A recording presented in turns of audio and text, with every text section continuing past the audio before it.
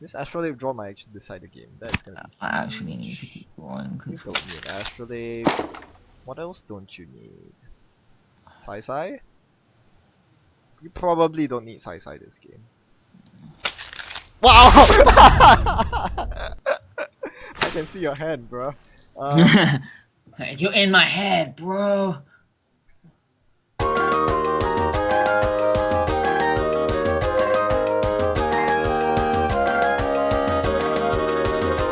Hey everyone, how's it going? Today we're playing Blue Sun against Wizard. I keep my opening hand because it looks pretty darn good. 2 Enderun Eyes and a Hedge Fund, a Jackson to clear my hand later on, and a couple of hostiles to score. Pretty good. Now, I want you to join in and try to play this guessing game. This Blue Sun deck relies on a combo to win. Can you guess what this combo is? I'll review it at the end of the video, but keep guessing as you watch the video, and we'll see if you're right. In the meantime, I get my money going by scoring a hostile and preparing to either play the restructure or score another hostile next turn. I choose to score the hostile. So I don't really care about dishing out bad pub to my opponent, who is probably running Fowl's Wild Cakes. If you're not paying credits to break my ice, the bad pub's okay. And even if he does, with the paperclip in the bin, not to worry, I have 3 Elizabeth nails in the deck. Now here I make my first major mistake of the game. I attempt to bait him into the remote run to tax him out, only to hit a Jackson Howard, which I am happy to lose. The problem with this play, it's usually okay, force my opponent to play their fouls and run or something. The problem is, knowing that there's a paperclip in the bin, my opponent can easily grab it, and this allows him to set up his rig, while at the same time keeping me honest, and this is a problem because by giving him 2 bad pub, I'm only taxing him for 1 credit. 3 to break the spiderweb, minus 2 bad pub. It's not a lot of tax. So that was a big mistake, because what I really should have done was to keep Jackson and then install double draw next turn, which will give me more cards, which is what I need. When you're playing a combo deck, you need to draw cards, and without Jackson to draw me those cards, I'm in a bit of a poor position. My opponent even plays a Yonk now, so this is definitely a suspicious move, and basically once you see that, you can more or less deduce that my opponent is not on Faust, or at least not as the main breaker. My opponent is probably using a regular Anarch breaker rig, which is quite bad for me. Now that bad pub is gonna do some serious lifting against me. Yeah, don't bother raising the Enigma on HQ. Obviously, that costs nothing for York to break, and given how quickly I reacted by pressing the no action button, I think my opponent kind of deduces that there are no agendas in hand, but there are. There's a hostile, and I'm scoring it immediately so that my opponent doesn't run HQ again and snipe it. Better for me to have that hostile than for him to have it, even if it means giving him the 3rd bad pub. Now, I'm definitely not comfortable with that, but again, I do run the Z-Mills, so I should hope that she turns up pretty soon. Sucker hits the board with a Grimoire. This is bad news bears because this encourages my opponent to run. So I have a quick look at his rig, and I decide that since sentry breakers are his weakness, and I have 2 sentries in hand, I'm just gonna secure my centrals with it. Cobra on R&D or HQ, not very sure. I put the Cobra on R&D because I'm more worried about HQ right now. Half my hand is agendas. I need the more dangerous eyes on HQ. Temujin hits the board. Oh man, so I spent so much effort to score those 3 hostiles, play that restructure to get such a huge credit lead, but all that is wiped. Now my opponent is on 23 credits, catching up with me so very quickly, and still has a lot of Temujin money left. That's not good for me. I really want the credit lead. So here I'm just gonna bait my opponent into running the remote again. Hopefully I can quash his credit lead by forcing him to run through my paperclip. Run through my curtain wall and paying lots of money for that paperclip. Unless he does toss down the David, and well, he can easily get through it for free. But he doesn't. Instead, he sucks it down and uses paperclip to break it, which is still a huge discount, mind you. With 4 sucker counters, all he needs to do is to pay 5 credits, 3 of which are bad pub, so I'm not really taxing him out here. So I do need to rest a spiderweb at the bottom of the server, so that yeah, I can extract every single credit out of my opponent. It's not going to do much, but it's something, right? You have to try to tax your opponent in some way, shape, or form. Otherwise, I'm not going to be able to score any agendas after this if my opponent isn't taxed out. It should be worth noting that Yes. By even though I'm taxing my opponent out, I'm not actually taxing myself out. Notice that I'm blue sun, so um, I can easily bounce ice to my hand and retain my credit level. My opponent cannot. Every time they break ice, they lose credits. Every time I res ice, I can get the money back as long as my opponent doesn't destroy my ice. And that's a very big if. That's another thing I'm really scared of right now. This is why I have an ice protecting my spider web, which is resed. I do not want a parasite to hit the spider web and have it go down. Every ice matters.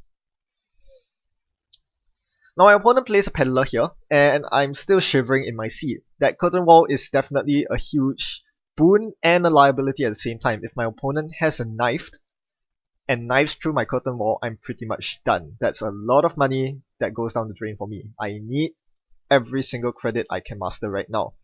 I haven't drawn any oversights yet. I would love to play an oversight right about now, but yep, I haven't been doing very well on draws. Instead, I do find my second Lizzie Mills, so that's getting res immediately. So one cool trick you can do with Lizzie Mills in Blue Sun is that you can bounce her if your opponent doesn't run the Lizzie Mills.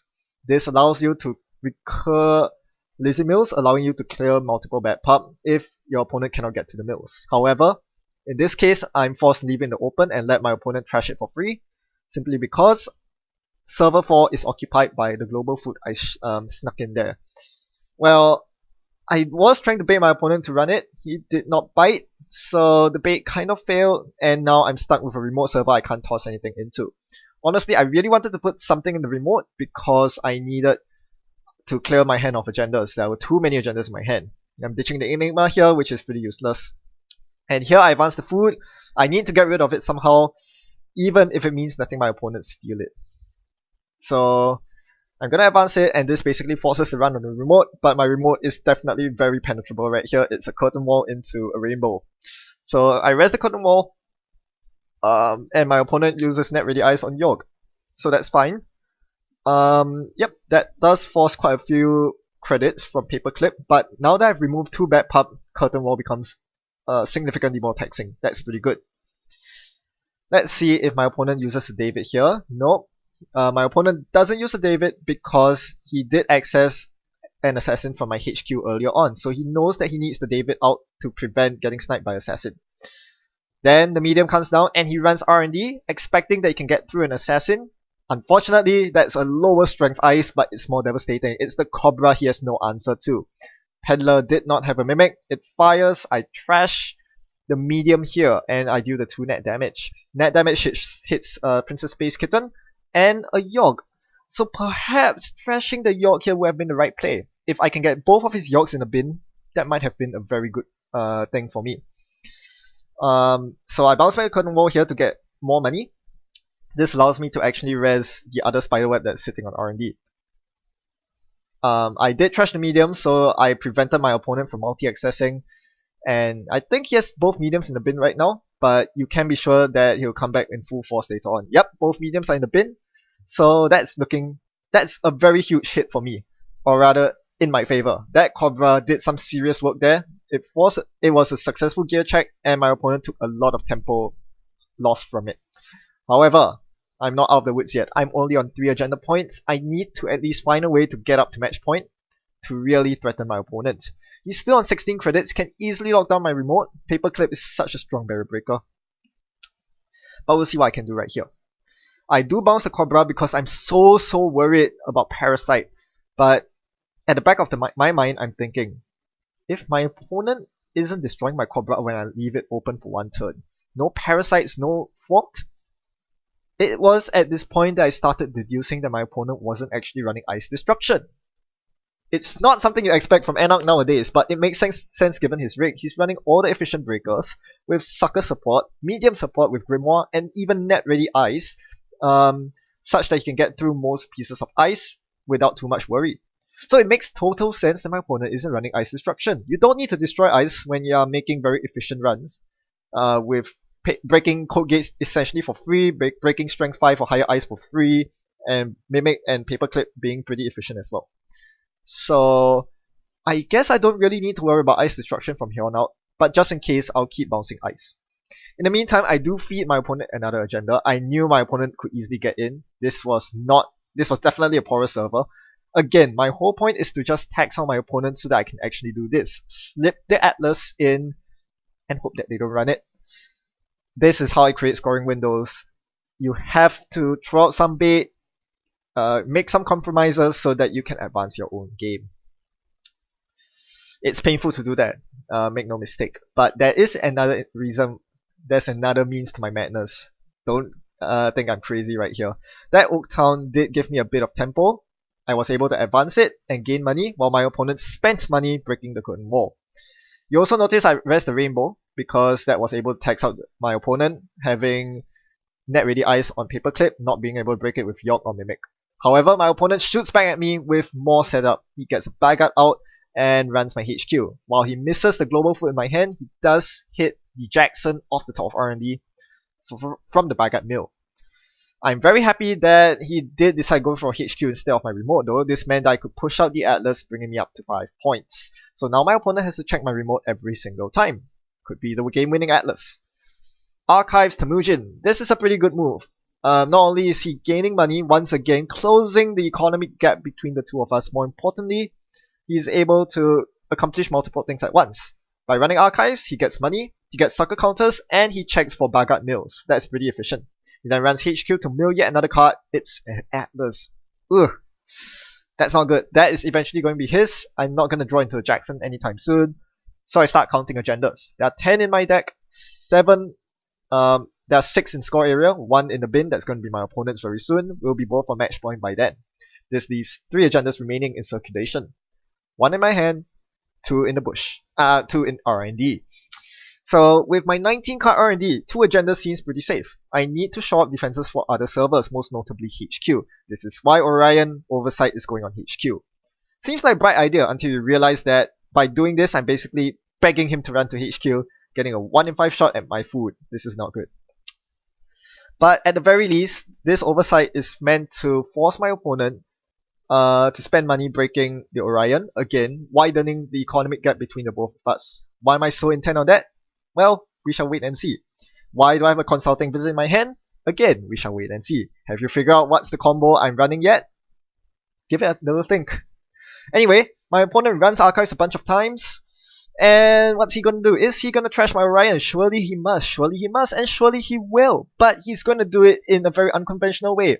With a Strength 4 York and Net Ready Eyes, 4 sucker counters, he breaks Orion for free! Oh gosh. That sucks. That was supposed to be taxing for my opponent. That was supposed to drain his paperclip credits. No. Broke it for free because it was a code gate. So now he's on 17 credits and I'm on 19. I'm just a sliver ahead of him, not by much. So I again have to shore up my central defenses, trying to stop him from getting sucker counters now that he has expended all of them, but at the cost of leaving HQ super vulnerable. It's an assassin defending HQ, but what's it gonna do? If my opponent gets through, hits the 1 in 3 food, they win anyway. I don't know.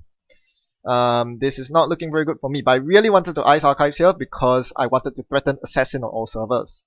So he does hit the Assassin from HQ. I thought I was going to snipe something off here, but no. No! He found the ice cover on the Peddler! He hits the Cobra in my hand. Thankfully, missing the food, but goodness, ice cover plus net ready ice. That makes for one sad Assassin. As if rabbit holes weren't bad enough. Now we have another counter. Mimic, net ready ice cover. For only 2 credits, you get past a 7 to res Assassin and get sucker counters while at it. So with 2 sucker counters, I'm like, what's even the point of this Rainbow? No, there's no point. I'm just gonna waste money resing it. So I'm just gonna leave it like that. I mean, sure I could tax him out somehow, but nah. And of course, by this time, you notice that my opponent hasn't been destroying my ice at all. So at this point, I'm far from concerned about ice destruction. I don't actually need to bounce the Assassin back to my hand. In fact, that's just going to cost me tempo because I need to reinstall it on HQ. That cost me a click. That could be clicking for credits or cards. But I still decide to bounce it. I'm bouncing my ice every single turn. Why is this? I don't know. But what I do know is I find an Oversight AI. So this can help me widen the credit gap once again. I'm gonna install the Assassin on HQ to keep it safe once more and try to divert my opponent's attention to the remote. At this point, you notice that the remote is all but gone. Gone were the glory days of a 2 deep remote with curtain wall and a never advanced card inside there. Now it's just a completely vulnerable server that's probably going to be torn apart at the end of this turn as my opponent breaks it with paperclip. But first, he retrieves something from my archives. I rest the rainbow and I realize that, well, with Ice Carver, Rainbow Strength 3, York breaks it for free. What's the point? That rainbow is so useless. My opponent then runs R&D, and here I actually managed to put up some resistance. I put my Taxing Ice on the right server, it was R&D, where mediums run free. Double Spiderweb against a runner without parasites or knives. It's gonna cost him 6 credits. Minus 1 bad pup, it's still pretty darn taxing. I like that. That keeps me safe. Still 2 agendas in R&D, and of course he misses on a double access. Spends some time clicking, and finally destroys my remote server for good. So at this point you notice I'm treading water. I can't even attempt to score the global food in my hand, let alone any agendas I draw. My remote is gone. It's completely torn down. All I can do at this point is to do my best to ice up my centrals and make it as taxing as possible for my opponent. That's not winning me the game, that's just slowing down my bleeding. That's just delaying the inevitable. But I have other plans. Unfortunately, double consulting visit isn't part of my plan. That is not what I really wanted to see just yet. So at this point, I just purged various counters because I couldn't afford to have my opponent see 3 fresh cards off the top of R&D. The cost of this is my opponent getting through HQ, getting a 1 in 5 shot at food that has been there in my hand since ages ago, still missing. That food is rotting. That global food is growing mold and stuff in my hand. I'm not keen on scoring this agenda, and my opponent just can't seem to hit it. Well, what they are doing for sure is gathering sucker counters. So really at this point, all big ice are dead. The Clone Wall is pretty useless. I mean, it's in the bin. Orion's pretty useless because my opponent is just going to snowball with sucker counters. Between Net Ready Ice and Ice Carver, they don't really need to use sucker counters anymore, except for the big ice like Assassin. Even then, they don't need to suck down Assassins. So really, this Assassin is holding the fort on HQ. Without that Assassin, my opponent would just be rampaging through HQ. But again, they try. Again, they get a Bagat mill. And I'm kind of pleased that the Bagat mill, despite the Bagat mill, my R&D is still holding up. Agendas are not hitting archives. Hits the Adonis, whiffs on the foot yet again. This time he goes for R&D, figuring that the agendas are in there, and he's kind of right, they are. He hits the top card of R&D, it's not an agenda. He pauses. He thinks. That's weird. He must have seen something interesting. Wonder what it was. He then takes a couple more clicks, passes his turn. I bounce the assassin. Boom! There we go! Finally found the combo. Consulting visit for Seesaws. Exchange my hostile takeover for his global food, bringing me up to 7 points. That's game. Seesaws EOI. Did you get the combo right? Well done if you did. That was why you saw me using Blue Sun's ability to bounce ice every single turn, even though I would just put them back in the same place. I needed the money every single turn to make sure that I could perform the consulting visit into EOI combo if I top deck the EOI. I needed the money need, and I needed all 3 clicks to perform the combo. So to get that money, I needed to keep bouncing ice to keep my credit level above his. This will also explain why I was feeding him the global food, the Oaktown renovation in my remote. Even though I knew for sure that my opponent would get in, I still had to do it because I needed to tax my opponent out, force him to run through the curtain wall multiple times to offset the incredible economic gain that he had from Temujin and Liberator accounts. This was also why I was able to completely disregard my remote server after I scored the Atlas. Just completely tore it down, let him eat it up with Oversight AI, because I knew my win condition was not with the remote server that he would easily get through. It was with the combo. All I needed to do was draw it, and I finally did. Well, let's see this deck, which you can see on the screen, and let me explain some of the card choices. We start with the basic Blue Sun Lizzie Mills combo. This combo best supports the agenda suite. By playing Exchange, you want a easy to score 1 pointer, which is a hostile takeover, and the global food to swap with. So obviously run 3 of each, and Lizzie Mills supports that very well because hostile takeover is usually a bad agenda to score, giving your opponent the bad publicity at a time where a lot of runners are playing standard breaker suites, like criminals, and even this Anarch. So clearing the bad part was a very integral part of my strategy that allowed me to outmoney my opponent in the end. Adonis is the best econ engine in Blue Sun probably, even though it costs influence. There are not that many good money cards once you take away the agendas and the operations. So we have the Adonis not just to gain money, but also to support dragging my opponent constantly through the remote. They have to keep checking the remote every turn because it could be an Atlas that I slide into the remote instead of the Adonis. Consulting Visit obviously is there solely for the combo and perhaps for the oversight AI as well, but mostly because I'm playing only one of each of the operations, I need the Consulting Visits to ensure that I get them out. And Consulting Visit is much better for a combo such as this, compared to say C Double Scorch. C Double Scorch is a 3-card combo, which Consulting Visit doesn't help with because Consulting Visit is a double and you need to perform the entire combo in one turn. Whereas with Seesaw's Exchange, it's a 2-card combo, you can afford to substitute either the C or the Exchange with the Consulting Visit. Of course, the downside is you're really sad when your opponent starts milling you, as my opponent did with Bagat. If my opponent ever milled either my Exchange or my Seesaws, the plan was done. I was not going to win unless I found a Jackson Howard. So that was a very tenuous part right there. I was so worried my opponent would hit one of my combo pieces every time he ran HQ, but thank goodness R&D held up. It did not puke agendas or combo pieces, so I eventually managed to win, even though it took way longer than it should have. Finally, with my last influence point, I spent it on Ice. Lotus Field I deduced was the best piece of Ice for this. It really was between this and Magnet, but given that a lot of greedy runners are going York without net ready Ice support nowadays, that could easily punish them. So that's the deck. There's one more aspect about this deck I want to talk about, and that is the probability and odds behind comboing. In this deck, I run 2 Consulting Visits, 1 Exchange and 1 Seesaws. It seems pretty reliable, but in this game, I had to draw through 40 of my 49 card deck just to see the combo. So I'm going to do some probability analysis, some statistics, and that will be done in the near future in an upcoming video. So join me for that. In the meantime, thanks for watching as usual, and I hope you enjoyed this game. Happy net running, see you around.